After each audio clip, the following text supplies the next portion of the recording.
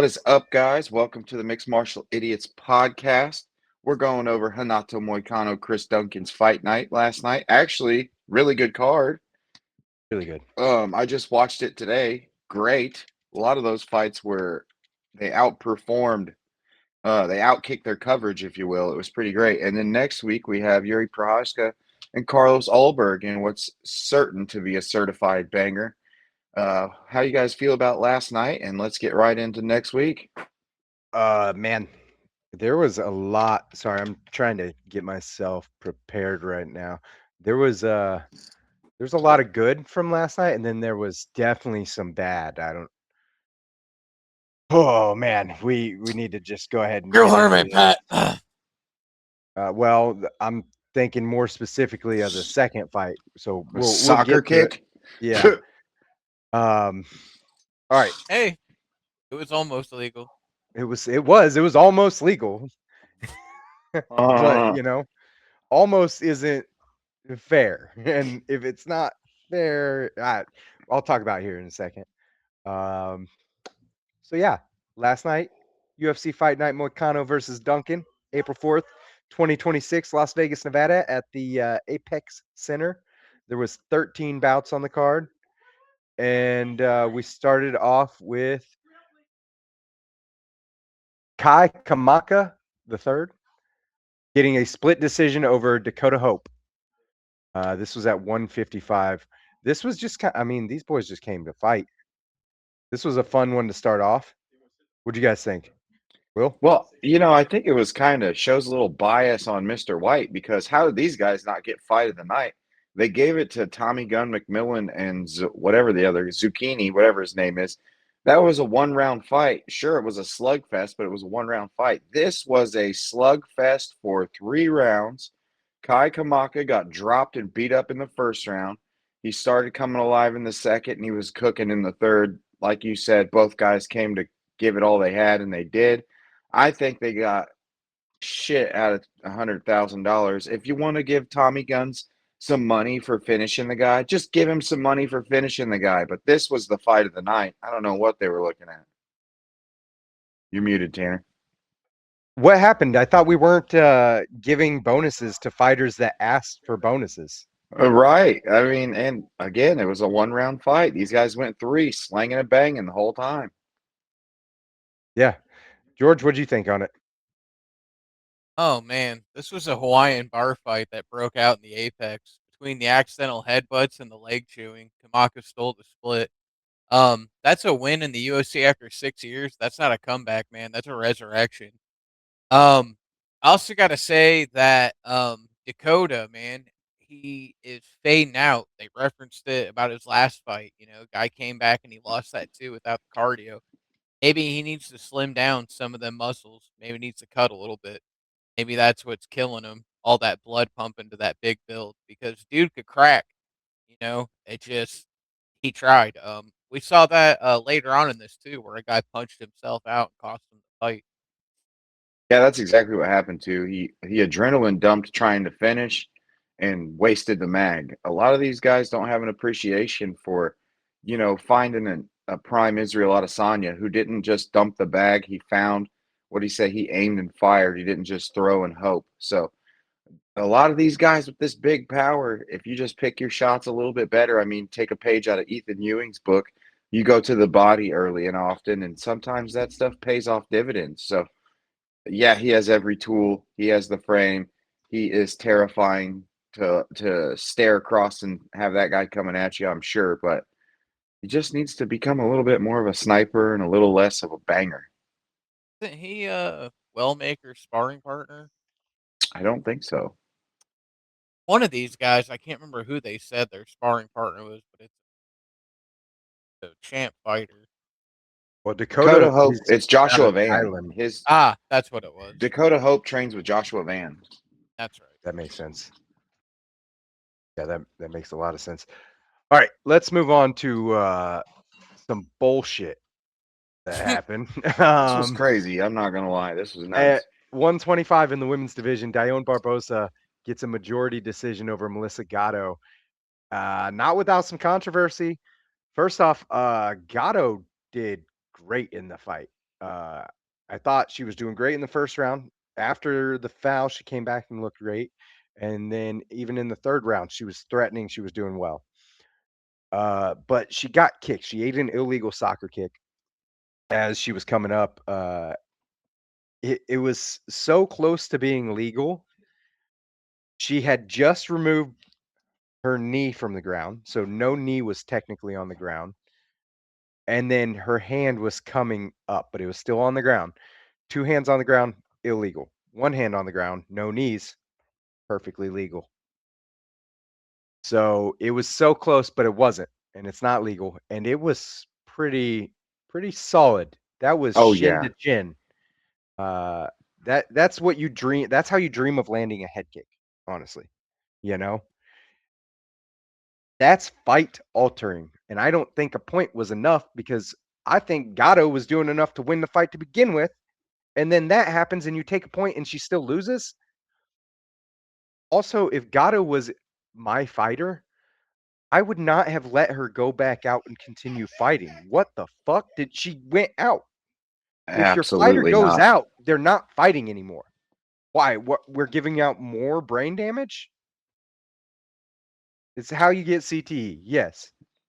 It's that I don't know. I feel like Gatto was robbed and uh, uh wronged. Yes. Exactly. What do you think, George or Will? Yeah, exactly right. I always like to put myself in the coach's chair when some of this controversial shit happens, and definitely in that situation because you see in like the NFL, if a guy gets a concussion, he goes in the concussion protocol as it should have been for a Mhm. very long time, and he's deactivated. We're done. In a fight where you get knocked out, I that's a disqualification for the person who created the illegal situation, who committed the illegal strike. It's over with. You don't let a person go completely unconscious where their eyes roll back in their head. Then you fucking give them 5 minutes and then you start it over again. This is the problem in boxing, why boxers die, the standing This eight is counts. exactly why They get the boxers die. standing fucking eight counts and then they get, okay, let them play on. And then the next day they don't wake up.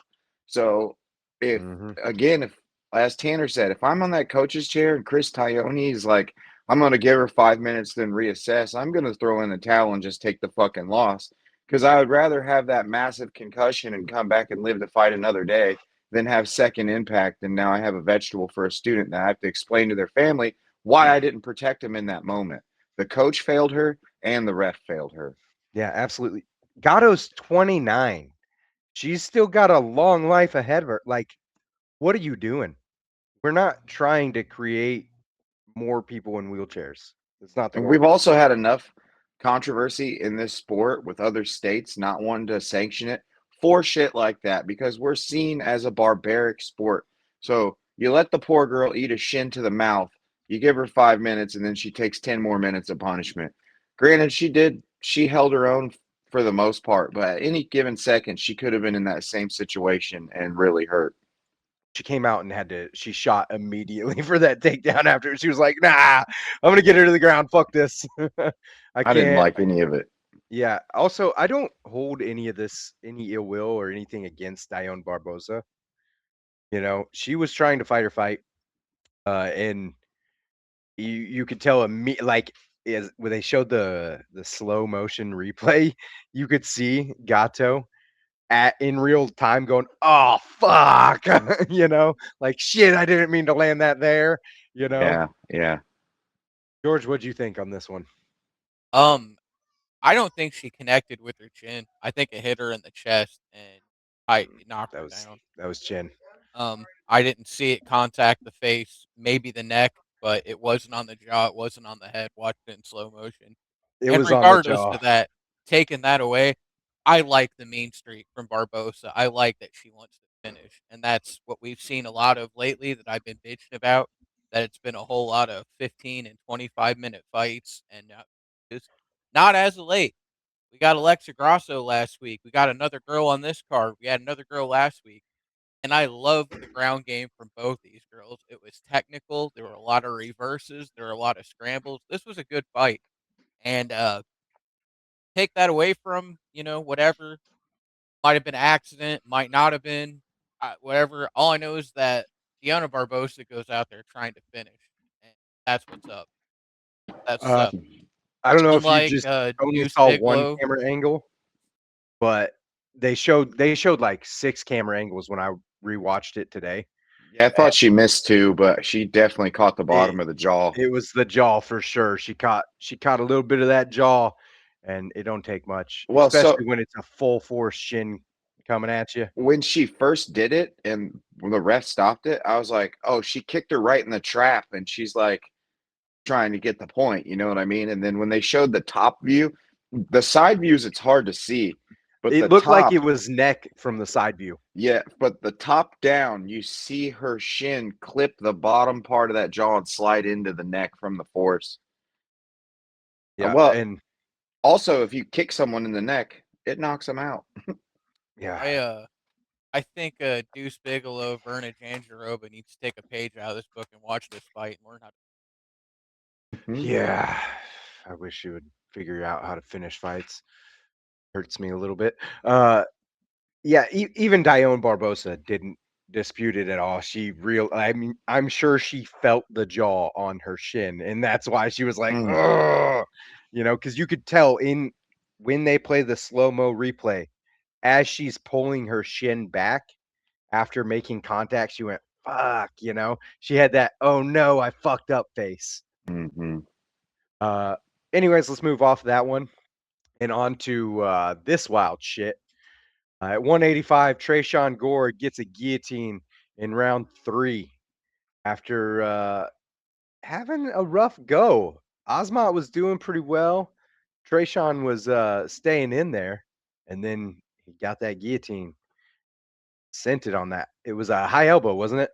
Yeah, he took it Marcelo style, and then Osmont said, Cut the "I'm corner. gonna go to sleep."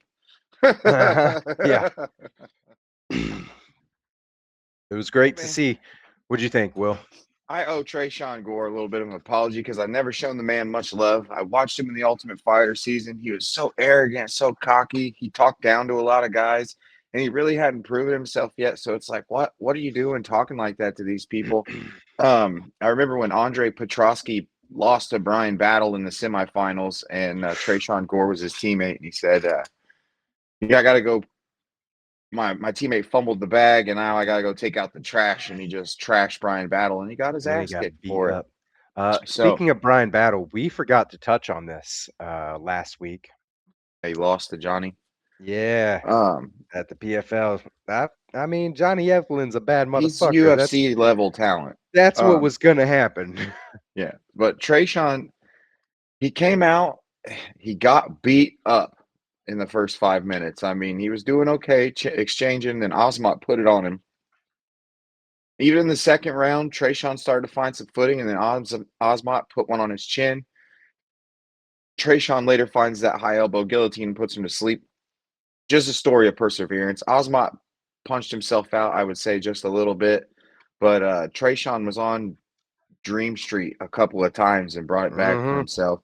So really, this is the definition of a fighter, man. And Trayshawn, if you're going to be trudging on like that and be as humble in that post-fight interview, and you've turned a corner in your life in that way, then I'll be a fan of yours, man. In the beginning, it was rough. He was really arrogant. Now, It's so three arrogant. three straight gillies in a row. We'll take it. Hats Yes. off, Trayshawn Gore.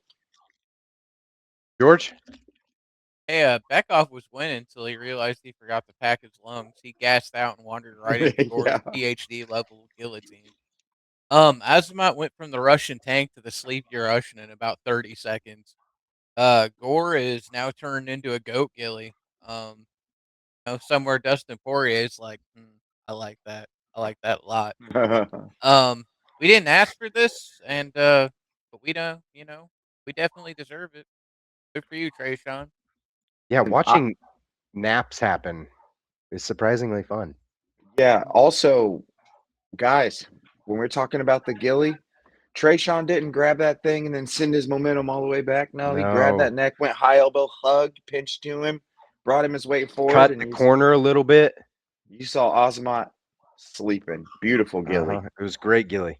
He stopped Ozmot from being able to go to the opposite side of Trayshawn's body by cutting that corner with. Once he got high elbow, he cut off that shoulder so that Ozmot couldn't cut that corner at all. It was perfect. Um, all right, let's move on to 135 women's division. Alice Pereira getting 100K bonus on this one, obviously, with a massive knee to Haley Cowan's neck or head in round two. As Haley Cowan was coming down, she blasted that bad boy and shut her off. I mean, that was one of the cleanest knees you'll ever see. Will? Dude, Haley Cowan at least came out and rocked her in the first round and kind of styled on her with the striking. And she caught her off guard. The second round that Haley Cowan was dominating until she got knocked out is how I saw the fight going from Mhm. Jump Street. But Pereira jumped on her right away. She's so long, she's super violent. And anytime you get going, I don't know if you saw, she just chucks that back knee to the body. She's like, fine, go ahead, get cooking. I'll just hurt you and we'll reset. Uses her height beautifully. She's so mean against the fence. She was digging her chin into Haley Cowan's temple. She was using some old school catch wrestling Yeah. stuff. That was crazy. Haley Cowan comes out the second round. She decides, hey, I'm not a striker, so I'm going to just throw you on your face. And she did so. Pereira weathered the storm. She even tried some jujitsu from the bottom. She got the separation, gets up, and she says, I am not going back to the canvas with this girl. So let me just throw this lead knee right under her lead hand. Haley Cowan caught the entire thing, and anything she hit her with after that was just elementary because she Mhm. was out from the knee. Tough go around for Haley Cowan. I do love that Cowan has left her old camp and gone to Eric Nixick. That's going to help her in the long run in her career if she decides to continue fighting, which I hope she does. Alice Pereira, and on the mic, she's just letting them know what's up. Fuck you, you motherfuckers, this and that and the other one. And But then I not as want to bad fight as this girl and later. this girl. Yeah, but I love it. I'm here for it. Yeah, get her on another card I'm and get her in there fast. I'm here to see it. I'm a lot more here for her on the mic than I am with the later one that was losing his shit on the mic. But yeah, not Haley. Jeez. Elise was looking for that knee a few times earlier on in the fight too. And god damn it, you see a beautiful knockout like that, and then you see everybody else on the card looking for it. I don't know if you guys noticed, but everybody was looking to throw a knee when McMillan in for the sure. oh my gosh, nonstop, man. Uh, it was still good to watch. George, what'd you think? Oh man, Alice Pereira, man, the Golden Girl. Man, I wonder if she popped out that knee and said, "I'd like to introduce you to my friend," but sang the hook from the Golden Girls in her head as she sent it, bro. My God, it was beautiful, and it wasn't even like a jumping, flying knee. It was just like perfect. You know, she caught her like leaning right into it. Is it just me, or does Pereira kind of look like one of the Stark girls from Game of Thrones? She's got that same look as a girl who has no name. It's like Arya, Arya, yeah, but like the a girl with no tall, name. scary Brazilian Arya. Yeah. Yeah, okay. Well, she Um, didn't need Needle to take out Haley Cowan. Nope. no, no, and Haley Cowan's no joke either. I mean, both them girls are hangers, but the future is really bright for Pereira. Hopefully, like we always talk about, hopefully she doesn't get stuck into that trap where you find out you can finish people with the stand up, and you're like, that's all I need. Because in mixed martial arts, the stand up is not all you need. The jiu-jitsu No. looked good, man. Haley Hmm. Cowan's a really good grappler. Had she not been the level of grappler she is, she may have gotten armbarred a couple of times. Elise was Yeah. working that guard from the bottom. Yes. All right. Let's move on to our next one. Darius Flowers breaking our hearts, getting the TKO over Lando Venata. Lando got inside the guard, got the takedown on Darius, and got inside the guard, and Darius was dangerous from that guard. I don't know if you noticed that, but after the first exchange, when he took him down the second time, I was just screaming at my TV, "Get up! Don't stay in there. That That's danger." Um, omoplata came quick, didn't it? yeah, it did, and turns out he didn't need the jujitsu either. Think, yeah, it broke our hearts, but I think Lando broke our hearts because when a guy's postured and ready, like with his base under him, you haven't compromised him at all. This was a bad time to throw the gilly. He didn't just Yeah, try to gilly him, he jumped it and he would put himself in the it air. was a He horrible made idea. himself slammable. When you have a gilly on a man, don't just jump in the air, guys, and don't just fall to your back. It's kind of like a sprawl action. You snatch that neck, you throw your legs back, then you collect them after they go.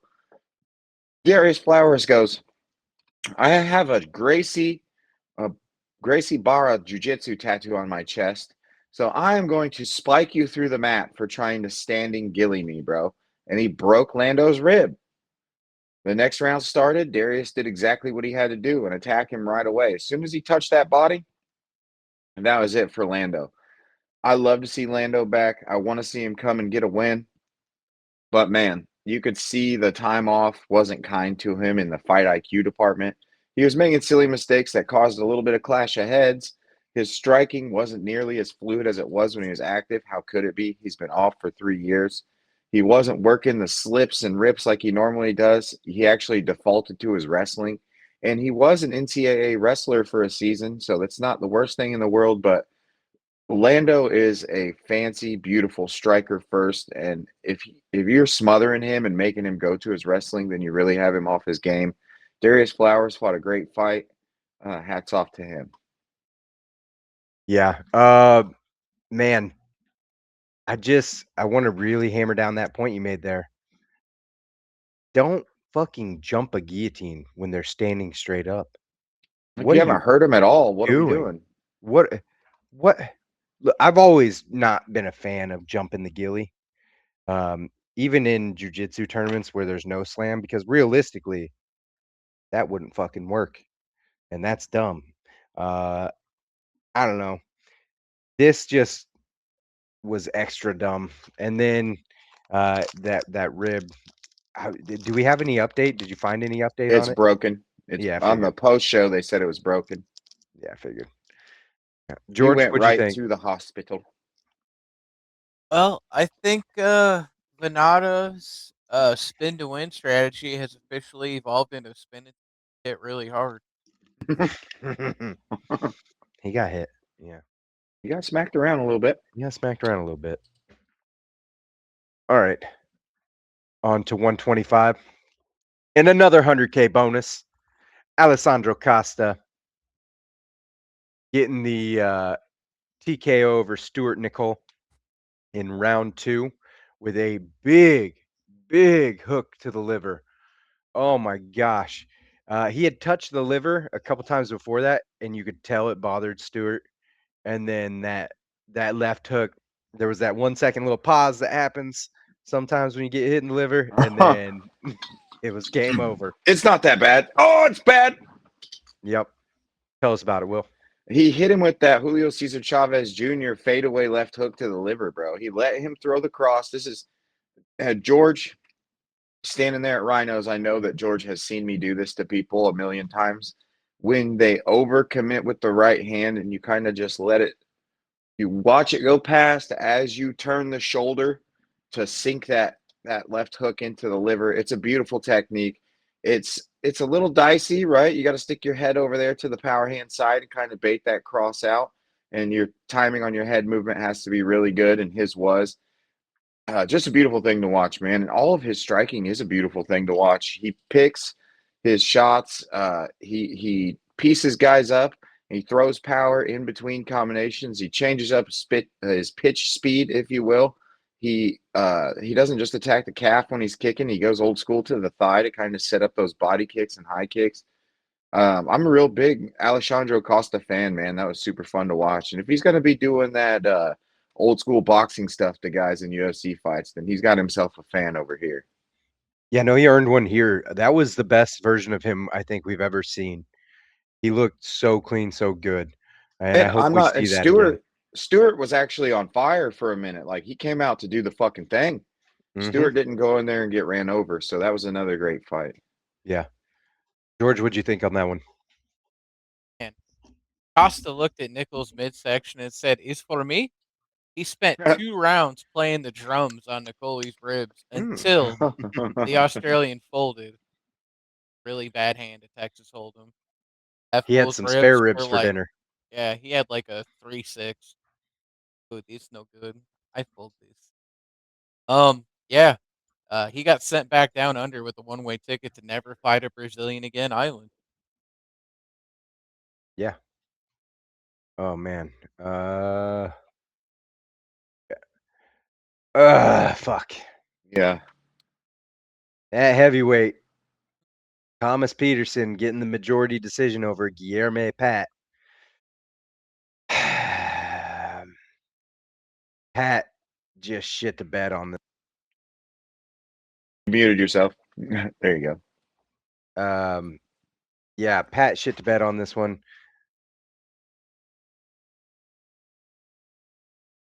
Oh yes, there was a headbutt in this one. Wasn't nearly as bad as we saw last week, but there was still a headbutt, still a little grimy action.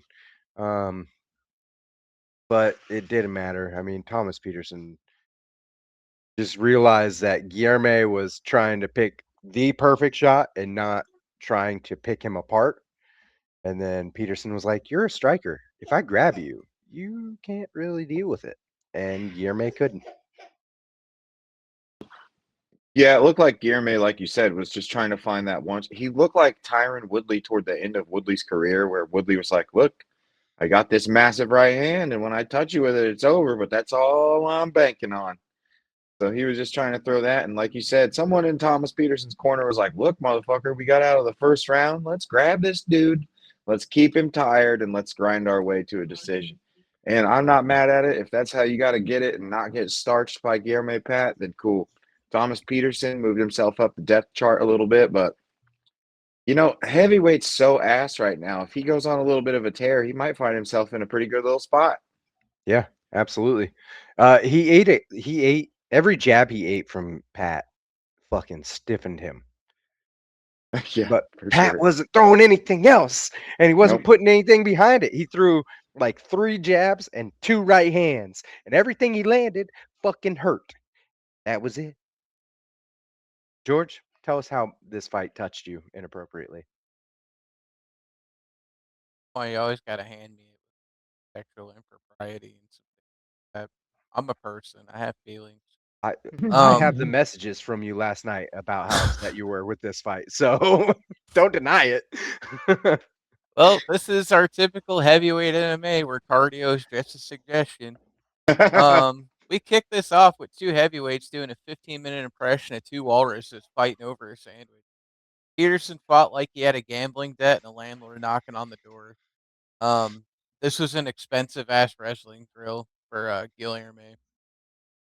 Yeah, well, As I said it while it was going on, I don't know what it is about Thomas Peterson. He just doesn't look right. I, he's like a man child. It looks like a grown baby it's not the worst we've geniuses. ever seen. It's you know what he kind of reminds me of Big Country. That's kind of what it is. It's just it's awkward, it's weird, but it works. Um, I don't know. I don't hate it, but I just I don't know. We're like you guys said, heavyweight's ass. It's so glaring the difference between the mid to low guys and the elite guys at the very top, and that's why it really sticks out when you're watching it. You're just like, ugh, ugh. I look, Thomas Peterson doesn't look like a man child nearly as much as Junior Albini. Do you guys remember that guy? Mm-mm. He was a heavyweight. He fought Tim Johnson, and he fought um, Rosenstrike, fought Arvlowski. His first fight in the UFC, though, he had his shorts rolled up inside them, and it looked like he was wearing a giant fucking diaper. and his nickname is Baby. You're starting to remember him, aren't you? Yeah, yeah, Yeah, yeah. he I has know the like a guy. child's face on like a large person's body. Oh yeah, It's ridiculous. I remember the Uh, diaper. it's so Him and ridiculous. the one dude that wore the speedo stick out in my mind like a sore Uh-huh. thumb. Yeah. Is it? Oh, something like that. Yeah, that's Junior Albina, but he was wearing gray shorts when he had them shits rolled up. Okay, I You'll get find it. it. I'm sure you'll find it if you just look up his name and go It through keyboard literally entries. says Junior Albini diaper. It Hmm. literally says that on Google. Yeah, That's great. yeah, bud. Oh no, can't You're get it. back there. Yeah. Anyways, it's there. Yeah, You know, yeah, I'm sure it is. uh, that's yeah, wrong. when you were calling Thomas Peterson a man child, that's all I could think is like, not the worst one we've gotten in the UFC. That is uh, definitely and my brother. Ugh, what's this? Ugh. Ugh. Yes. All right. Moving on to our main card. Jose Delano coming in with that old school Don Fry mustache, channeling the powers and beating up Robert Ruchala at 145. Pretty solid fight. What'd you think, Will? Yeah, this is one I only got to see bits and pieces of, so I'm gonna go ahead and hand it right off to George. Yeah, I talked a lot of smack while I was watching this. Poor Robert Ruchala. He looks like Wallace from Wallace and Gromit. He looks like Yeah, that was the one that I thought was the best. He um sure as fuck does. yeah, Holy the other one crap. too, he looks like that Tim guy. I can't remember his last name. The guy from Ballad of Buster Scruggs. He Yes, and also Oh played Brother, Where Art Thou? yeah. Yeah. Yeah, he's Hell got that yeah. Delmar look. Um We thought you was a toad yes, looking Thought you ass. was a toad. um yeah, I mean, I got to say I at no point did I think that Ruchala had a chance in this fight. I was wrong though. They definitely made it into a scrap. I thought Delano was going to walk through him. Ruchala grabbed the fence like his life depended on it, leading to a point deduction. Who clearly had zero time for nonsense. The ref, that is. Delano looked sharp. Ruchala treated the octagon fence like a security blanket. That's my He said takeaway. they turned him into a hornet toad. I'm voting for yours truly. Well, I'm voting for yours truly too. I'm with you, fellas. All right. Next up, also at 145, Tommy Guns getting the TKO over Manolo Zucchini, Tommy McMillan, that is, moving up to 10-0. Both these boys got 100K for fight of the night. I don't know about that. I mean, just because you come out and get super sloppy doesn't make it fight of the night.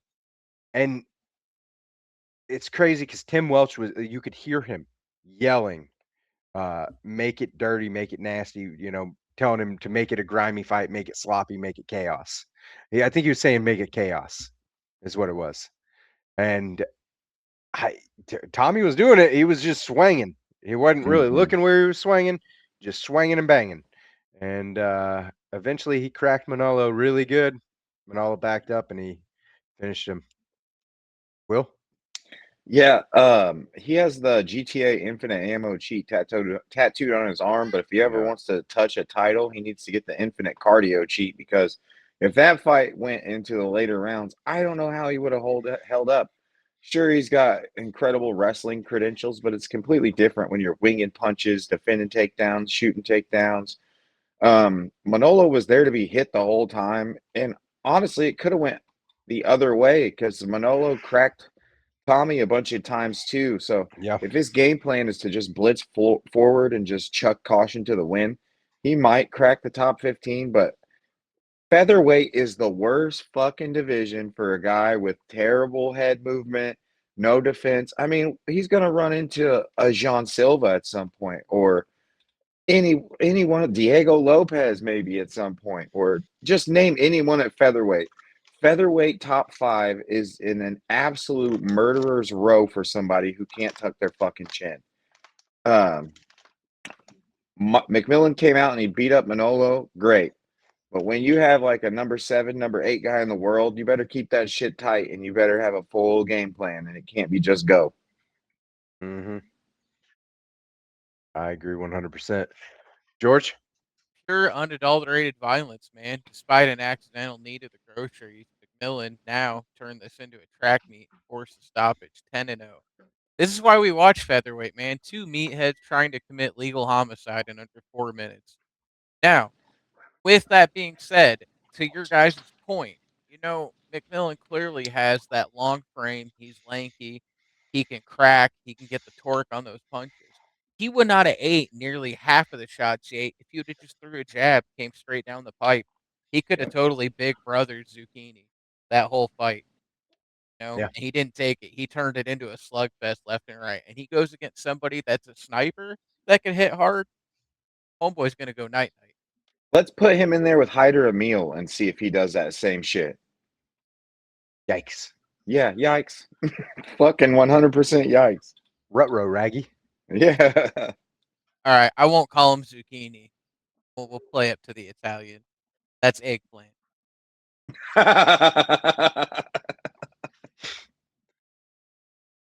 You a son of a bitch. Dude, he needs a tattoo like. "Ugh." Oh, yeah. All right. Next up This dude's at got the best 135, nickname in the UFC. the Professor Finesser, And it Ethan fits. Ewing, gets the liver shot to drop Rafael Estevam in round 3. I mean, he was beating the brakes off of Estevan from the go, and he was just running away with it anytime he wanted to. He hit that flow state in round 1, and I was like, "This is over. This is over." And then it took him a second in round 2 to find it back, but he did. And then again in round 3, and then he finally shut it down. I mean, this was the best showing you could have had for Ethan. Coming I off think of so. that coming off of that Wellmaker fight, he's on fire. What are we doing with Ethan Ewing next? I think, he comes out, he debuts against a rising star big name. You bounce Who's him back sleeping people? you bounce him back against another undefeated just superstar basically in Brazil. Everybody Mhm. everybody was singing this kid's praises on the way in, rightfully so. He's an absolute animal.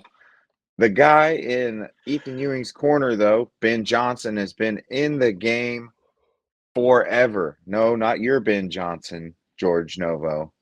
MMA's Ben Johnson. Don't. Hey, Ethan Ewing, the best part about Ethan Ewing is you hear Ben Johnson's instructions from the corner, and then you see Ethan Ewing apply it perfectly in the Mhm. cage. Everything Ben was calling for, Ethan was serving it up to him on a platter. And then in between the second and third round, you hear him in the corner. Ben's like, "Look, I'm just going to be talking out instructions like normal." He's like, "But you figured him out. You know his timing. You figured out his patterns. I just need you to keep the gas on him." He was fighting behind the jab. He was smothering Estevan's right hand. Every time Estevan would throw a leg kick, either Ewing would check it or he would slide out of range so it would miss, and then he would return with his own calf kick, which was beating up Estevan's legs. That calf kick was money for the entire fight for Ethan Ewing. And then he throws that. He's going to the head with a three-piece combo, and he's doing that just to get Estevan's hands up. As soon as the hands go up, the left hook goes under the elbow, and Estevan's looking up from his back going, "I can't do this anymore, guys. I'm out of here." I might have shit myself. Yeah, He is. Ethan Ewing is a fucking problem. Yeah, he is. George? I wonder if he's going to have this on his union safety meeting on Monday. That's going to be part of the JSA. Ewing's corner told him go to the bakery, and he delivered a liver shot that ended Estevan's night and likely his lunch. Estevan How, missed weight by half a pound and still got bodied. That's 20% That's purse. probably added Fine. into it. Just to get punched in the internal organs. That's a great business move. Ewing should have That got some extra bank too. That was fucked. that's a good point too. Flowers missed weight as well, Those are the two weight misses for this card. Estevam and Flowers both I thought there missed were by 3. There was 3. The Bokayev also missed weight. uh Mohammed Makayev. What? Who? No, Makayev. the guy that lost to Trayshawn Gore, he Oh, missed by half a Bakoyev. pound. They say it has it as he came back in and weighed in at 186. Oh, well, he Ah, made it in time then, so just the Yeah, 2. just no the wonder two. he gassed out. Had Yeah. to go into that frickin' sauna and hate life for 6 hours. The sauna is way worse than the opponent, let me tell you right now. Mhm. Fuck that sauna. So much meaner. So much meaner. I'm gonna put on a sweatsuit and go get on a dang aerobic bike or But elliptical, then go run into the sauna. Or you could just, eat right and cut.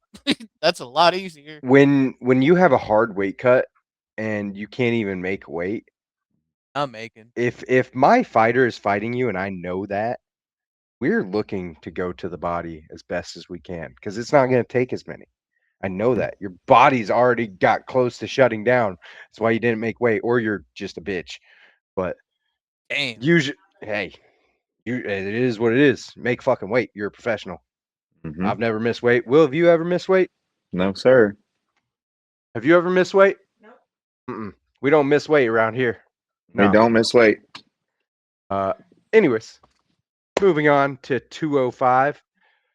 Abdul Rahman Yakayev getting the rear naked choke over Brindason Hibero.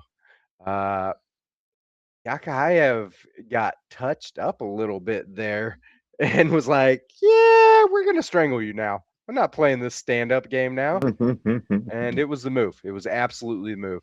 It hurt me a little bit. I needed him to get 9 more significant strikes for a parlay, but whatever. Will?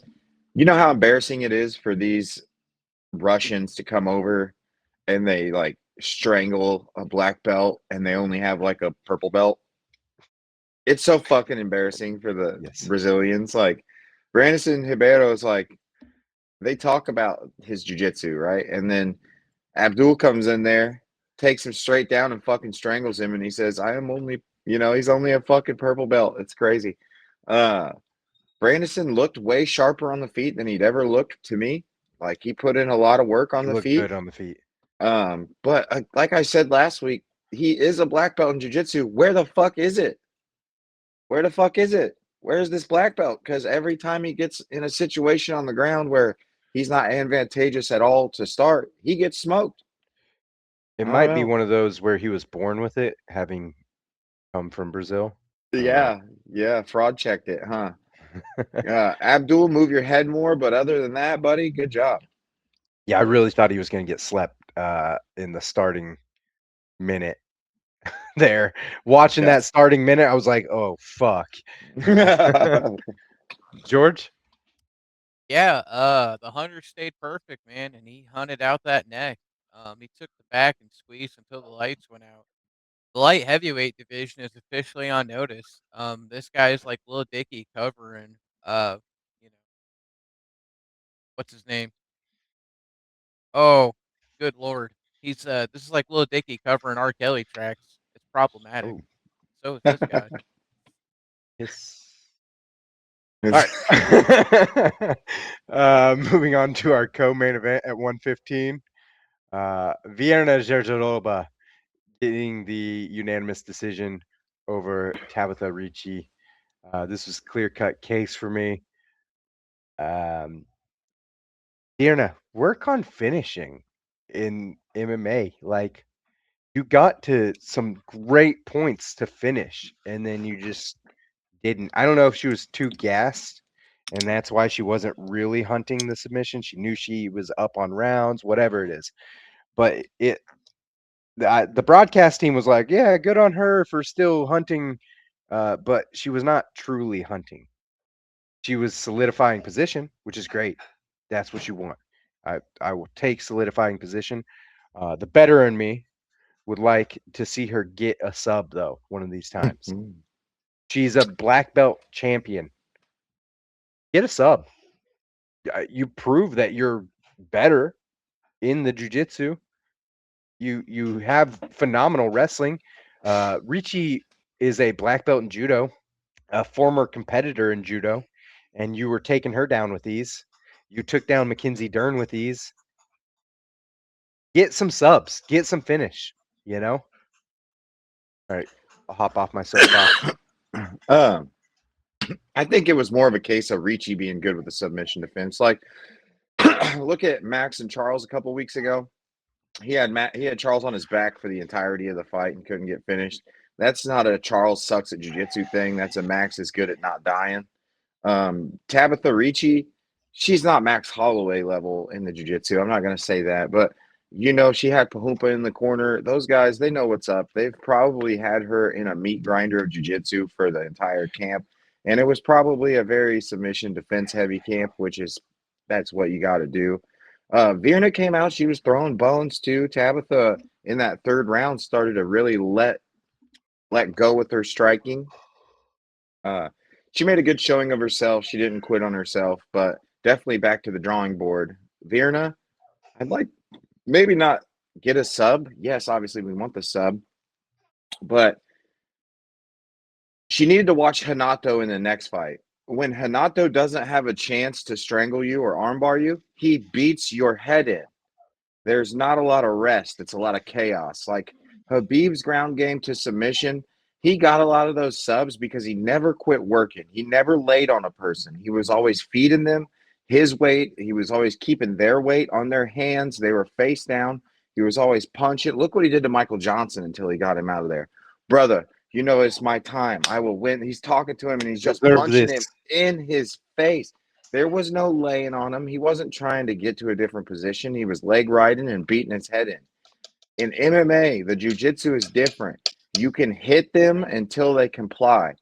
If you were at Fuji and you had a person's back and they were turtled up, don't tell me you didn't wish you could just feed them one of those fuckers right under the arm and then you're strangling them. That opens it up. So it's not so much the I'm submission dusting a stuff. fool. She needs to ground and pound. She needs to Well, throw those hands. And other while than I that, it agree was with you, great.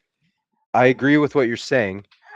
If I am on your back and I have a seatbelt, and then the arm that's around the neck, not the arm that's on the underhook, shoots to your shoulder, I'm finishing that. Well, you have control of the head. Yes. And she Yeah. did that. She did that to Tabitha. Squeeze her fucking face off. Yeah. Anything below the eyebrows is neck. Squeeze. She's not as mean as you. Maybe that's the. That's probably fair. George? Well, going with all the references we've had for Rob Schneider and Duke Bigelow and everything for Virna, I I didn't should want to drug do her it. to the mat because she looked across the mat and saw this. So she thought that it'd be a good idea to say, I'm going to take this girl off her feet because this is a mini Hulk. And I don't want no part of this girl standing up. So she drug Ricci to the mat like a disapproving aunt and just stayed there. Ricci's takedown defense was strictly optional, and Yonderoba is the strawweight gatekeeper you have to face in a dark alley. Yeah. That's all I got to say about that. Do you guys think she should get a rematch against Mackenzie Dern? I think it should go straight to Wei Lee on the way back. Here's Yep. what I think. I think that her jujitsu is not as good as McKenzie's, so she's not going to really beat McKenzie. But her striking is not as good as Wei Lee's, so she's gonna. If she could get Wei Lee down, she would give Wei Lee fits. But Mhm. I don't think she's gonna be able to do that. So I think at best there's like a three person round robin for that top spot at that weight class right now. I think she does well against Whaley. I don't think she does well in the striking. I think No, Whaley right. pieces her the fuck up, right? But I think she can get Whaley down. I think her takedowns are better than most people we've seen go up against Whaley. I think she gets Whaley down. I think she could beat Whaley that way. But I think she loses to Dern again. You Yep. know, I also could absolutely 1000% see Whaley putting her to sleep and correcting her eye We're fucking up the other one. or fucking up the other one. She gonna look like an alien just staring outside. Look like a koi fish. You look like a damn fish. Yes. All right, enough of that. Moving on to our main event at 155, Hanato Moicano making light work of Chris Duncan, getting the rear naked choke in round two. I mean, this didn't really look like much of a competition. This was very obvious that Hanato was being very nice in sparring to Duncan, and Yeah. then decided to crank it all the way up on the fight. I don't even think he cranked it all the way up because I feel like there were moments in the fight where he could have been way meaner to Chris, and he was being nice to him. Broke Duncan's face before getting that rear naked choke.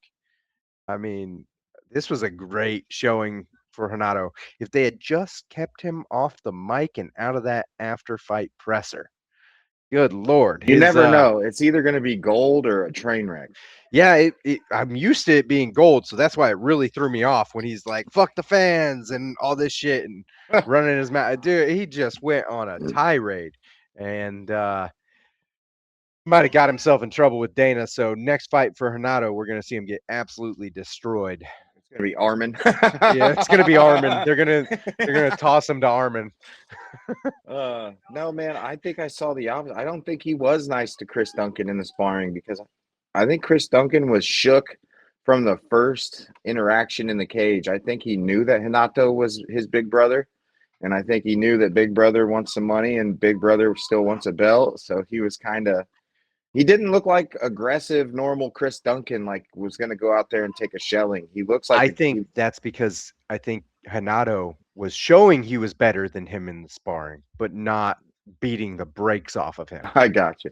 Yeah, he it looked like he was waiting for it to happen. And when it did finally happen, Hanato caught him with that shot on the way in, and Duncan was like very agreeable with what happened after Uh-huh. that. So man, Hanato's fucking He good. fought that rear naked choke for a while, though. He I'll did. give him that.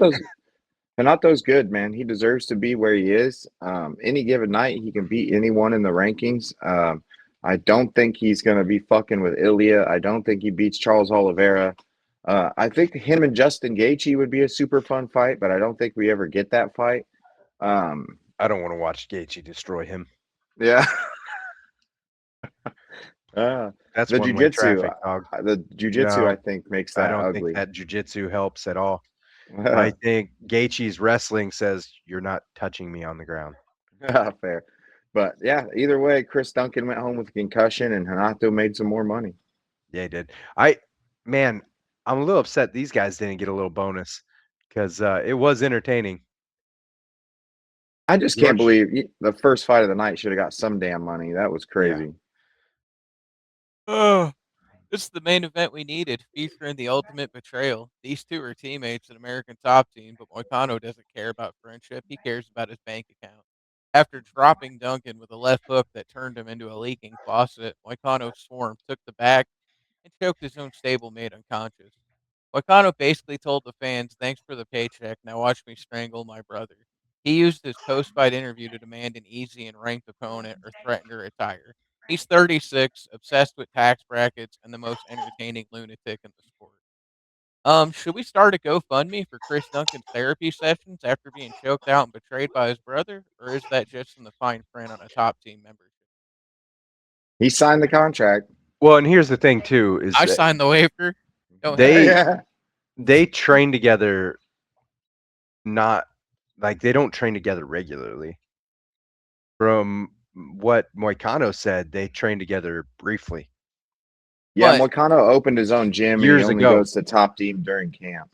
He said that they trained together like 4 or 5 years ago or something like that. Ah, well, yeah, that's about the time he started to open his gym. He has his own gym. They're vastly different fighters from then, Yeah. you know. But yeah, it was very obvious that and they had talked about how Hanato strangled him a bunch in practice.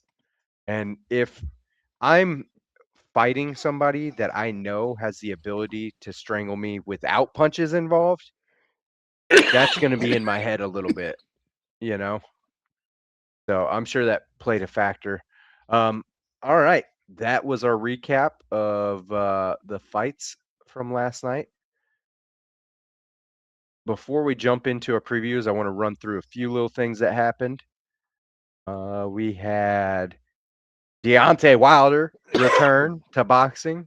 The ninth round, was it the ninth round was the craziest round I've ever seen where him and Chisora were just teeing off on each other? Was that Just the ninth? fucking swanging, dog. God damn. I was like, one of these Yes. guys, their head's gonna explode soon. And then by the 12th round, Deontay was like, I'm gonna hit you. Dude, Chisora landed a step through left hand that I thought killed Deontay. He stayed up. I was like, okay. Then Deontay Yeah. landed that short. It wasn't like a Deontay Wilder right hand. It was like from his armpit, and it was like a foot away, and it was short, and it hit him right in the Oof. jaw. And Chisora started on the crazy legs. Yeah. Like if you showed that fight to a technical boxing fan, like Coach Mo tomorrow, when I see him, he's gonna be like, "That was sloppy." But if you show that to a casual that maybe wants to get into the sport of boxing, they're gonna eat that shit right up, dude, Mm-hmm. because it was Yes. swinging and banging, dude. Yeah, it was. Deontay's back in the win column with that split decision victory over 12 rounds. He called out Um, Joshua though. Maybe we shouldn't. yeah, hey, slow your roll. Slow your roll. Yep, chill You, out. you're on a 2-fight win streak. You had a rough skid before that. Maybe think about it for a second. Maybe retire. But are we ever going to see Joshua box again? That's the I don't real think so. question. You know, Yeah. after he's training with Usyk. He Okay, is that's good. training with, but his when they were interviewing him about his intentions for training with Usyk, he said it just feels good to be in the gym. It Yeah. feels good to be a teammate with someone and learn from someone like that. And he doesn't know if he'll ever sign another contract. So if he does, I hope it's like a Rico Verhoeven fight. That would be great. Yeah. That would be awesome for him. All right. Off of that and onto another boxing card that happened today. We had a women's card headlined by Carolyn Dubois and Terry Harper. And yes, the brother of Dubois, or the sister of Dubois, I should say. Hmm. Of Daniel Dubois that just Yes. got murdered by Usyk. Yeah. Yep. This card had 10 bouts on it, and only 2 of them were men bouts. So That's what's yeah, up though. it was a full women's card. It was kind of cool to see. There was a few knockouts on the card too. I'm not going to talk about any of them other than the main event here. Carolyn Dubois just beating the brakes off of Terry Harper and unifying the ring, WBC, and WBO lightweight titles. Um, was good fight, good to see. And if you got a chance, pop in and check out some of the other fights on the card, like Shannon Courtenay knocking out Sasha Booker or Irma Garcia knocking out Emma Dolan. Uh, Is outside of that, Emma Dolan? Sorry, is she was an American Olympian, wasn't she? I think so. She Hold got on. knocked out. No, Emma Dolan's not the American. No, no, no. Oh, She's from England. okay. Okay. Yeah. There's a Emma that fought for the U.S. in boxing. I was like, okay, I'm looking that up. If she got sparked, I gotta see this. No, no, no. All right. Off of that and onto some grappling that happened this week. I can't. The PGF has changed their fucking layout on their page, so I can't see what happened last. I can't see all the results from last week, but I can tell you one thing that happened that was absolutely wild, and that is Elijah Carlton tapping out Sean Millinson with a heel hook that Sean actually rotated into. I had Been to there. watch it. Had to watch it like 15 times before I realized what happened. At first, I thought Sean got in and was in deep and didn't have heel exposed yet, but it was getting that way, and that's why he tapped. But after watching it over and over again and watching it with another guy, realized that Sean completely rolled the wrong way into setting the heel hook. It was great by Elijah, and we have the quarterfinals announced for April 8th, so Wednesday. We have Jet Thompson, who's ranked number 1, taking on Sean Melanson, who rounded out at rank number 8. They only do 8 rankings for the finals. Then our second quarter final is Austin Ornday at rank number 4, taking on Travis Haven at rank number 5. Our third quarterfinal, Elijah Carlton taking on Jaden Groner at number 7. So that's number 2 and number 7. And then our fourth and final would be number 3, Kevin Buring taking on Chewy Magana at number 6. Chewy got a little injured this past week, but they said that he would be fine for the playoffs. So hopefully everything's good for that. This will be fun to see. Chewy is a dangerous leg blocker going up against Kevin, who is a dangerous leg blocker in himself. So I'm looking forward to that first matchup though. That Jet Thompson and Sean Melanson, number 1 versus number 8. It's one of your peoples, bud. It's a redhead. Jet Thompson is a redheaded hillbilly. Yeah, but Sean's a bald white boy, so It's you versus you. oh man. Yeah. These are free on YouTube. So if you get a chance, pop in. Entertaining as hell. Off of that Sean and on. Melanson has some of the gnarliest cauliflower ear of any human being I've ever seen in my life. It's He pretty looks rough. like he has what's I want to know now. What's his name? Vanderlei. He looks like he has Vanderlei Silva attached to the side of his head. That's how gnarly his fucking cauliflower ear is. Just Vanderlei Silva's whole face for an ear. What was what was her name? What was the one chick's name that had the cauliflower ear that exploded? In the UFC, and she Was it? bled all over the octagon. Yeah, I Yeah, know the yeah, yeah. one, but I don't remember her name. Yeah, she had some gnarly There was cauliflower ear. that one, and then there was another one. Tatiana has some gnarly cauliflower Yeah, ear. Tatiana has some gnarly one. There was another one that was pretty nasty. It was a dude, and his exploded on like prime television. Was that Kimbo blew that guy's Yep. ear Yeah. open? Yeah. Yeah. Yeah, Yeah. yeah, That was Kimbo blew that dude's ear yeah. open. Yes, I remember that vividly. And they stopped the fight because it was too bloody for TV. Yeah. I remember. Yes, It was He left his ridiculous. ear looking he like Shrek's ear. That was wild. he hit him with a hook, and his ear looked like a paintball going off. Just everywhere. Oh man. All right. So another thing that happened Thursday, we had UFC BJJ 7, Tackett versus Rocha. So on this card, we had Raina Willink getting a dub, which is Jocko's daughter. She was She's good, man. getting her ass beat. Honestly, in my opinion, she was Didn't she really leg lock the girl struggling. though? Yes, she got a knee bar. She was struggling and then found a knee bar and got it. It was fantastic. We had Declan Moody beating Patrick Gadillo with a rear Declan's naked choke.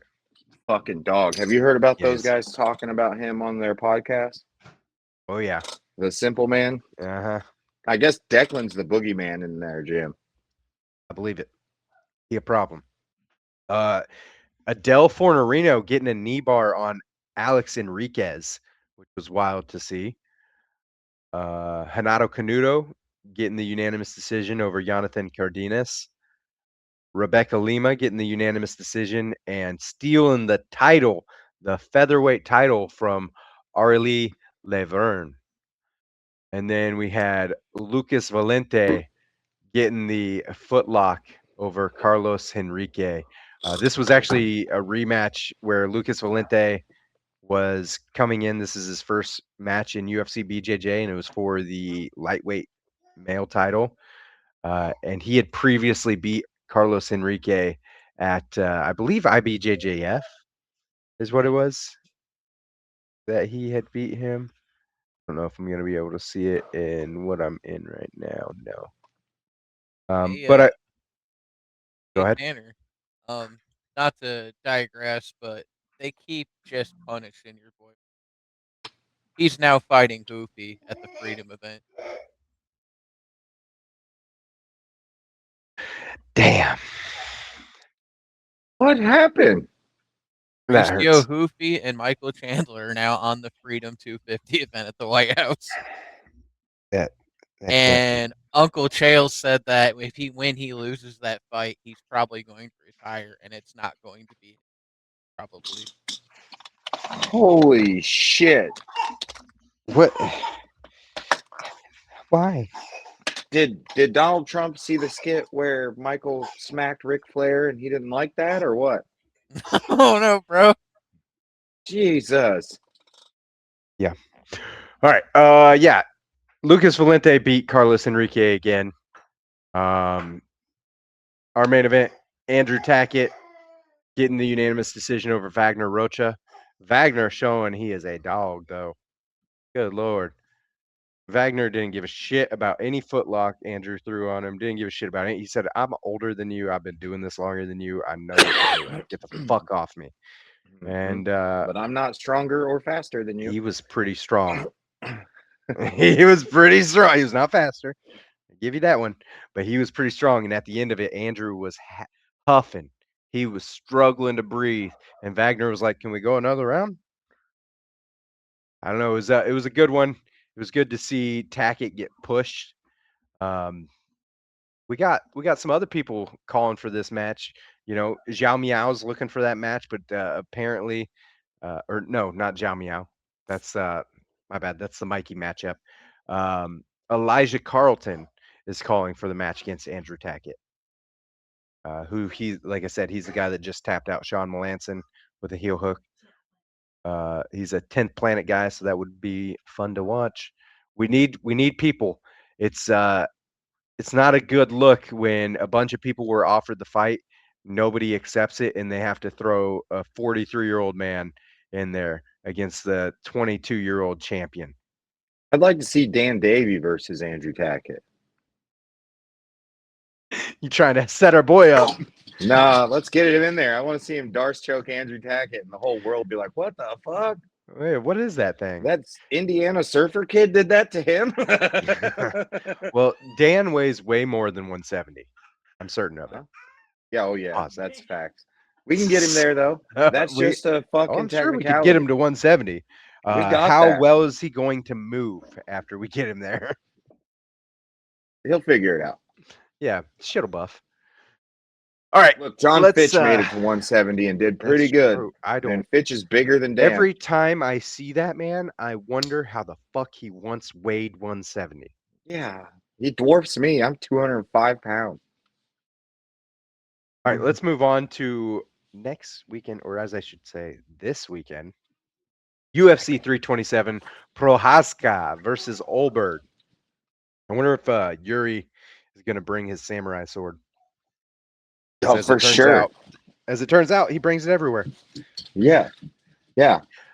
This is going to take place Saturday, April 11th, 2026 in Miami, Florida at the Kasaya Center. There's 12 bouts on this card. Okay. Yeah. Ridley has joined us. Uncle Tanner said hi. There's George. He said hi. Unfortunately, we've had some fights fall off on this. We were supposed to have a bunch of fights that fizzled out. Nazim Sadikov was supposed to fight Marquel Medeiros. Yes. Sadikov had to withdraw. Medeiros is now fighting Chris Padilla. Francisco Prado was supposed to fight Christopher Alvarez. That fight fizzled out completely, and I don't believe any of them. Yeah, none of them made it onto the card. Benil Dariush was supposed to fight Manuel Torres, and Manuel Torres withdrew. And Thank God for Benil. yeah, right. Fuck. And Who Benil's was not that? on the Sean card still. Shelby? Does he? He He cannot hates Benil. stand Benil. Can't stand him. Dariush. Yeah. Kyle Now Dawkins was Benil's supposed to fighting fight. Quinlan. Sorry. Now Benil's fighting Quinlan Salkid. Yeah, but that's not on this card, is it? Mm-mm-mm. I'm just saying that's how much you can't stand Yeah. Benil. Kyle Dawkins was supposed to fight Vincente Luque, but Dawkins had to be rebooked, and now Vincente is fighting Kelvin Gastelum. That's gonna be a banger. It will be fun. And then Andre Lima was supposed to fight Dong Hun Choi. That bout's been rescheduled to a later date, along with our co-main, our original co-main, Joshua Van and Tetsuro Taira. Joshua Van had an injury, and now that fight has been pushed back um, to the Chimaev Strickland card in 1 month's time. And George gets to see that fight. That's not That's fair. two of George's guys on the same card, by the way. He is a massive Joshua Van fan. Minivan. Joshua Minivan. Slam van. All right, let's jump into it. At 170, starting us off, we've got Charles Radke taking on Francisco Prado. Both these guys are, they got a similar record. It's 12-4 versus 11-5. Charles Radke, I feel like gonna probably get the dub on this one. Yeah, he I don't know. trains with the Bahamundez and I forgot the name. Bilal Muhammad. Damn. How dare you? The Damn. disrespect. George? I'm gonna go Prado. I think he's gonna find it in a wild scrap. Okay. All right, at Um, 185, oh we've yeah, got it's a numbered event. You guys gotta tap this. oh yes, we got to tap in. At 185, we have Kelvin Gastelum taking on Vicente Luque. This is going to be a great fight. I Uh, think so. I know I I shouldn't. do it. Say it. I Say it, know I Kelvin. shouldn't. Tell him. I'm going with the bucket head. I'm going Kelvin Gastelum. All right, he's a big old Mexican with a big old head, and he's gonna swing and bang, and he's got grappling. All right, do it with me. I'm Let's go taking down together. Vicente. Fuck No, I'm you. taking Vicente Luque. Even though I Uh, think this is probably out of the last few Vicente fights that I've picked him, I think this is probably the worst circumstance for me to pick him. He doesn't do well with shorter guys that blitz. He actually does better when he's like the underdog to like a bigger guy.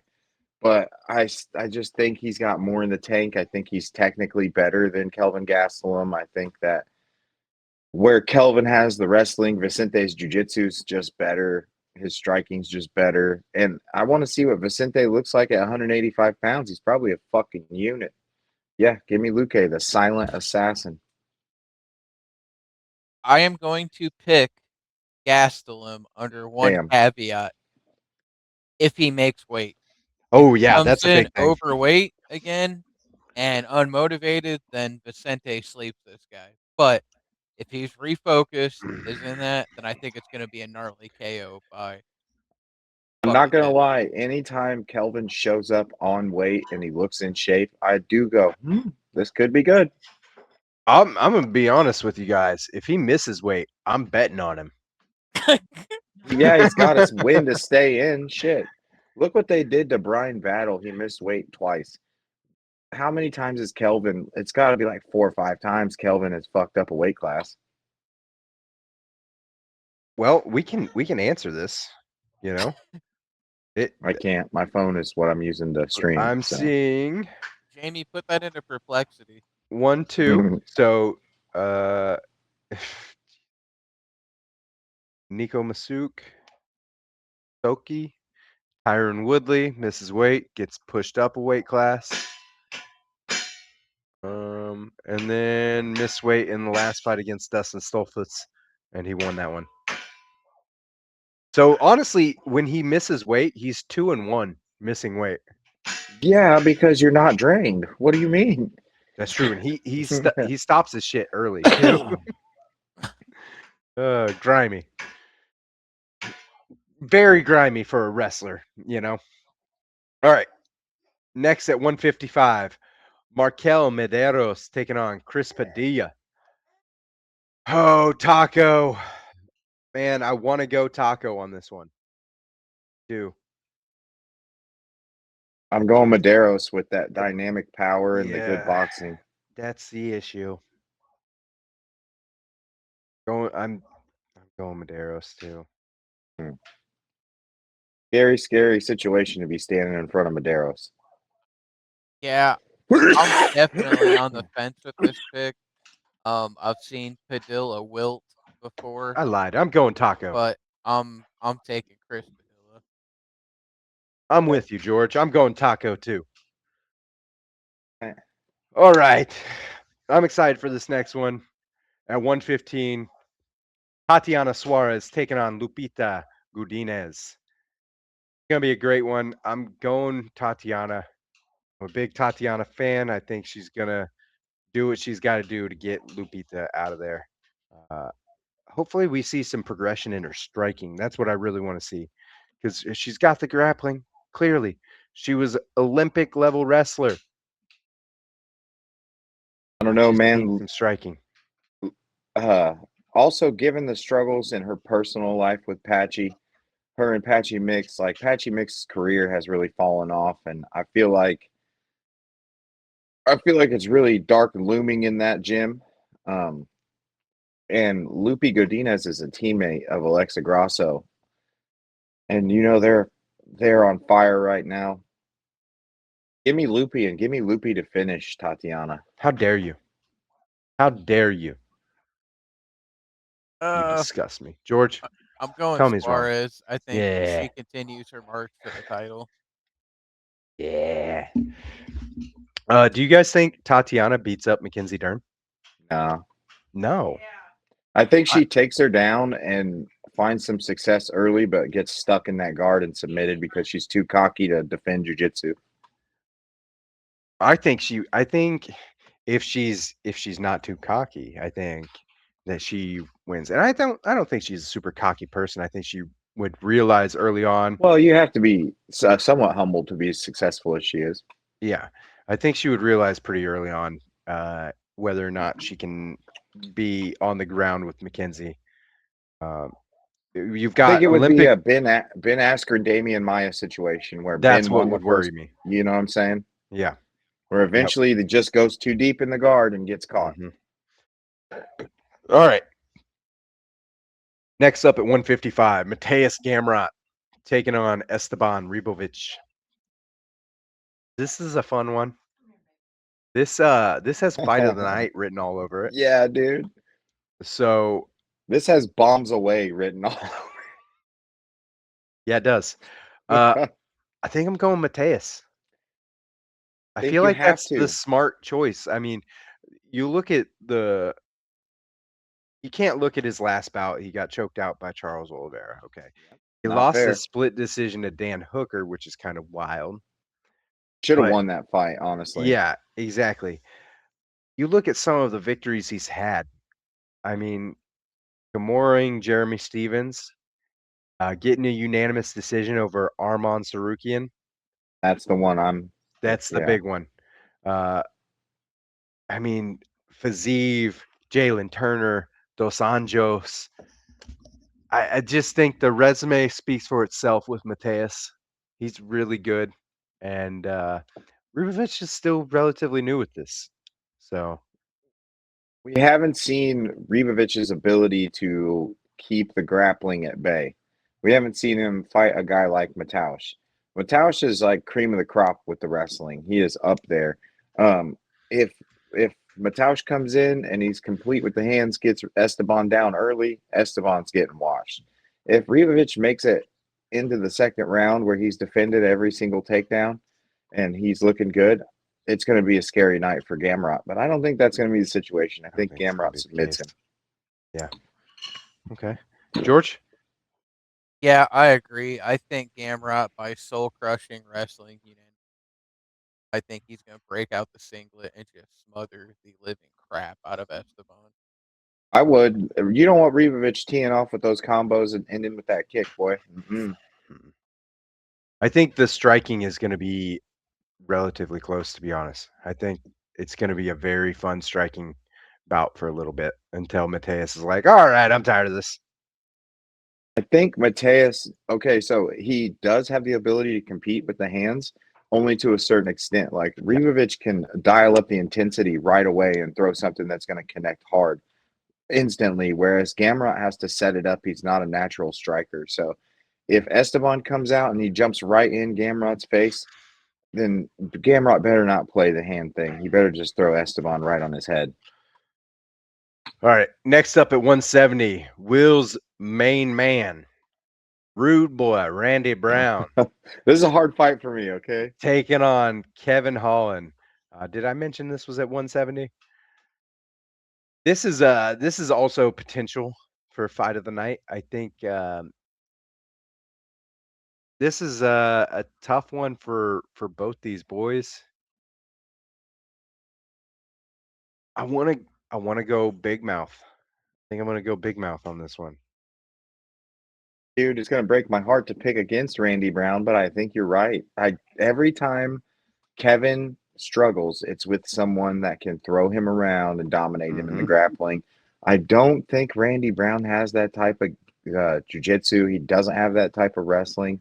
Um, Here's where I feel bad for Randy Brown because Brian Battle missed weight and then got a controversial split decision win over Randy Brown. And Randy made the weight for that. You can't tell me that the 8 pounds Brian Battle missed by didn't contribute to his wrestling heavy game plan. So it sucks for Randy. He's in a tough spot, and fights like that just kind of plague his career. I think this one's going to be clear cut, though. I don't see either one of these boys toe tapping around a decision. I don't think either one of these guys has any interest in sniffing the other guy's crotch. I think they're going to meet each other right on the monster logo. Kevin's going to come out and throw that right hand. Randy Brown's going to be trying to groove on him with that good footwork. It's going to be a great fight to watch, and I think Kevin's going to get it done. Okay. Yeah. George? I think that if Kevin Holland comes out doing Kevin Holland stuff and pontificating and showboating to the crowd and running his jibs, then Randy's going to win this fight. If he comes out Good. unfocused. Um, and I hate picking against Kevin Holland because usually when I bet on him, he costs me money. When I bet against him, he costs me money. So a total 50-50. So, but I'm definitely going to take, I'm going to go Randy Brown. I think your Okay. boy Jamaican's gonna get bust on him with some jerk chicken combos and get spicy. Ew. No matter who fucking wins this fight, I'm going to be heartbroken for the other guy, just to be 100% transparent. All right. Our featured prelim is going to be a fun one. We've got Aaron Pico taking on Patricio Pitbull at 145. I, I know who you're picking. I know who you're picking. do One you? guy's got a sus chin, I do. and we all know who it is. Is it Pico? Are you talking Yeah, about Pico? yes. He's such a good grappler. He's such a good I know. fighter. Patricio's a good grappler too, Pam. I know, I know, I know. I'm actually leaning towards Pitbull. Yeah. I am a fan of the Pitbull brothers. I'm a fan of Aaron Pico too, but I think Patricio might be a little too much for him. Yeah, I'd love to see Pico come out here and actually get a UFC win and put Pitbull on his highlight reel, but I just think Pitbull's got his number, man. Yeah. He's fought guys with that profile for his entire career. I mean, Michael Chandler, Hmm. same prototype. Amazing That wrestler, was revenge for his brother. uh-huh, incredible power. You know, it's the same guy, only smaller. I think Pico gets his revenge in this cross promotional style banger. I think he needs a statement after getting Lerone Murphy, and He sure he's does. gonna. I think he's gonna take it out on Patricio. We'll see. I don't know. It's that's a tough person to take it out on. All right, our first fight on our main card. I'm looking forward to this. You know what? I've said it a couple times. This is it. This is fight of the night. This is fight of the night right here. This one at 145. Cub Swanson taking on Nate the Train Landwehr. This is just gonna be so much fun. How are you not smiling in your ear? This one's gonna be Dude. so much fun. I'm going Cub just for my love for Cub, but Nate's a dog, man. Dude, this fight has me considering like faking an injury Saturday and staying home. Like Just neither one of these. Okay, both these guys have the ability to put damage on the other guy at will. Neither one of them has the power to put either one out, though. Like Tell with Cub, tell Cubs that to chin Cub's last fight. and Tell Nate that to Landwehr's Billy chin. Quarantillo. That all right. Billy Q does have a great chin. I'll give you that. But Nate Landwehr, it's like him and whoever made Kelvin Gastelum's head use the same template but different skins for the finish. Like Landwehr's got a bucket head. This is going to be a straight slugfest. Another one of those where the guys will only look to wrestle if they get tagged. Standing on the monster logo, swinging and banging. This card has potential to be just absolute bananas. This is a great fight. I'm going Cub Swanson. Okay. Yes, I like it. George?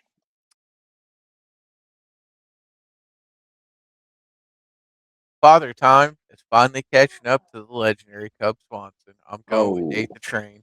You disgust me, George. All All right. Next up, this one's going to be fun for however long it lasts. At 205, we've got Dominic Reyes taking on Johnny Walker. Jeez. Look, my heart is telling me Dominic. My brain is screaming. Johnny Walker's just going to come in swinging, and Dominic just needs to get touched a little bit on the chin. That one. You know, Yeah. it's crazy how close the odds are on this one. Johnny Walker is a slight underdog, just barely. It's near even. Um, I think I'm going Johnny Walker. I'll be rooting for Dominic Reyes, but I think I'm going Johnny Walker. I think Johnny's going to come out and just vaporize Dominic. I think Dominic's Dominic needs to wrestle and he won't. And he's a little gun shy in the striking now since he started to get chinned. And Johnny Walker will Dude, I come out thought and we were put going to see the resurgence of him, and then Alberg shut it down. that's a scary motherfucker. Albert's He got he some he had 3 ridiculous shit. TKOs back to back. Dustin Jacoby, Anthony Smith, and Nikita Krylov. And then Uh-huh. Alberg said, "I'm gonna put this jab right in your face and rock your shit." Johnny Walker is not so finesse with the striking. He's gonna come out and hit Dominic Reyes with a fucking brick. As soon as that fight starts, he's gonna go out there and pull out his biggest club and smack Dominic Reyes over the head with it. Mm-hmm. Give me Johnny Walker in under half a round. You think his brother's gonna be there? Yeah, and then he's gonna fight him during the post-fight interview. They're fucking insane. They're crazy. George? This is the glass cannon special. Whoever lands first wins, but whoever Yeah. gets hit first might retire. I think Walker. Reyes has struggled with durability lately, and Walker is just too weird to plan for. Got that Yuri Prohaska crazy. I'm gonna hit you with a spinning tornado uppercut into a takedown. It's just wild. I don't know what he's gonna do. But as you pointed out, he also does have a glass chin, so it's really whoever lands clean first. It really is. This is one of those fights where both these boys get touched to sleep with ease now, and whoever lands clean first is probably going to start to take over. Oh man, pretty excited for this next one. At heavyweight, Curtis Blades taking on Josh Hockett. This is what you've been wanting, Will. This is what you've been asking for. You've been saying, let's give Hockett a real heavyweight, somebody that's going to be a problem. Well, now he has a problem, and that problem's name is Razor Blades. I'm going Curtis Blades all the way. Also, same. Curtis is the size of a Volkswagen Beetle, and the man hits like a truck. He's got incredible wrestling. Josh Hokett's been talking all that shit, and Curtis is pissed off. Give me mythical fighter pissed off Curtis Razor Blades to He's going to be demolish so Josh mad he's Hokett. not even going to have a speech impediment. Or it'll be worse, but either way. Or it'll be 10 times worse. Yeah. Yeah. I'm a big Curtis Blades fan. Just throwing that out there after I threw that little bit of shade. That was a joke. Please don't kill me, Curtis. Curtis Blades plays Arc Raiders, by the way. I'm not going to play Arc Raiders. I don't care who plays Arc Raiders. I'm not going to do it. You Max can't Holloway talk me plays into it. Arc Raiders. I know Max Holloway plays. I'm not going to play it. George, tell us about this fight. I will after another shameless plug of Arc Raiders. Fuck Arc Raiders. The veteran gatekeeper and undefeated 8-0 prospect, man. Yeah, I think Blades. This is a massive step up in wrestling pedigree for Hokit. And like I said, Curtis is a veteran gatekeeper. Now, like I always do, I'm gonna get slick with it. I'm gonna have Hokin on one of my slips. Guy hits like a truck. There's Mhm. always that. Oh my god, And he's a there's good murder wrestler. this man. He really is. He's a But really good wrestler. on my official pick on here, it's Razorblade. Yeah, that's a good call. That is a good call. I'm really looking forward to this one though, because both these boys got pretty heavy hands and really solid wrestling. So I'm curious whose wrestling will prevail. You know. All right.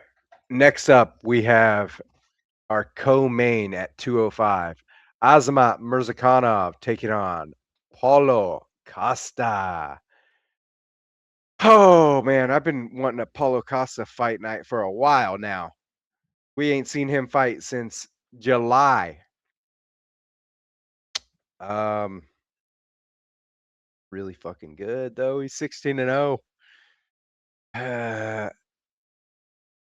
Paulo, going Paulo. I'm betting the house on Paulo Costa. That size, that frame. He took Yeah, Yoel Romero's best shots right in the chin and laughed at him. Osmot's what, 5'8", it's 5'9"? a secret juice, dog. That secret juice, baby. Mm-hmm. Ask Tracy Cortez. She says it's all right. Anyway, Paulo Costa is going to come out here and erase Ugh. Osmot inside two. Okay, George. I think Costa's more of a name than a fighter lately, and I think Oh, Mirzakhanov has the power to shut down the secret type. Give me Azamat. Okay, all right. Oh, I think Paulo Costa would fuck up uh, Rakic in a fight, and that's a fight that I've wanted for so long. And yeah. now Rakic is going to heavyweight. Well, yeah, because he almost went to heaven after after fighting fucking Osmot. Run Yeah, he it, Osmot did. run put it, him run down it, with a run it, fucking run it, jab. run it, run it. Oh, yeah, that's fair. Everybody's run to heavyweight now that the boogeyman's gone. They're like, I got a shot. I got a shot. Yeah, but And then Alex Pereira shows fucking up. Poton's there New one. now. New one. Surprise. Also, Let's uh, get 5'8" Osmot against 6'5" Alex Pereira. oh no. Osmot has no wrestling. Uh, Side note: it should be pointed out that this is Paulo Costa's first fight at light heavyweight. No, he fought oh the Marvin Vittori. They missed weight and it was at 205. Well, that doesn't count because Vittori's a fucking middleweight too. So, Yeah, fair. um, Osmot's not going to be bigger than Paulo though. Jesus. he might be thicker. What? He might be. Paulo's fucking jacked and he's tall. Osmot is not tall. He's 5'10". Osmot's built like me, bro. He's not. He's not more jacked than Paulo. I'm not saying he's more jacked. I'm saying he might be thicker, like thicker chest. That plays a bit of a problem. Thicker legs. Where do we drive from? I don't know. Just an observation. We'll see. I got Paulo. I'm just saying. Osmot might present a little bit of a problem. All right. All right. Our main event for the vacant light heavyweight title. Jury Prohaska taking on Carlos Ulberg. Oh goodness. Did someone message Dave? Sorry. Not George. Uh-huh. Did you do this? No. Um. Well, Smart money says Allberg. I'm going Prohaska. I'm going Yeah, Jury by Samurai shit. new mythical fighter, new dad Yuri Prohashka versus supermodel Carlos Ulberg. Give me the guy that just He didn't became a care about daddy. that kid. He was doing streams and shit. I have my mission and she has hers. Yeah, crazy. That's terrifying, bro. Also, why Um, are you showing up to stream in somebody's bedroom with a samurai sword? that's way scarier than a Glock. Oh, you're right, but like, Mm, why do you need to be scary? Look at that guy. You I know, just think and Yuri he has. flatlines him. Can we point out that I watched a little bit of Yuri doing stuff on a stream, and he has outside of fighting not an athletic bone in his body. Good lord, what was that? I didn't see any of that, bro. Rough. He played basketball with Armin. Oh, dude, I cannot imagine how horrific I would be at basketball right now. Yeah, yeah. Ugh. George, Will, Um, what do you guys think on this? Yuri. Yuri? Hmm. Yes. yeah. Prohaska loses when he fighting poets on. So I think he's gonna knock this dude out. I think that Olberg is technical, and I think Yuri's style proposes an absolute problem for him, and his unpredictability is gonna frustrate him, and he's caught. Yeah. Okay. That's a good idea. Good thought. All right. I don't have anything else. Let's go. Let's You go guys for have that. anything else you want to cover Um, before we Arc get out of Raiders. here? Is gay. No, tune in next week, guys. We'll see how many picks we got right and how many we're going to get absolutely butchered on. Oh, if you're interested in watching it, Zuffa Boxing is live right now. Oh, okay. Zuffa Boxing 5. Again, another one where I know zero of the people on the card. Another That's one. why we got to watch it. Yep. All right, All y'all. right.